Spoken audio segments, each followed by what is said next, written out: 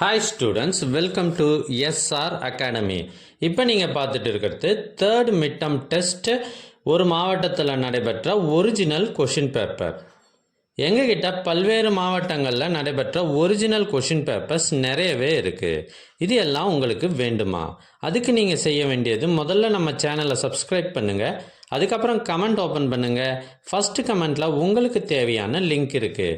இதில் அனைத்து சப்ஜெக்டுகளுக்குமான question papers இருக்குது.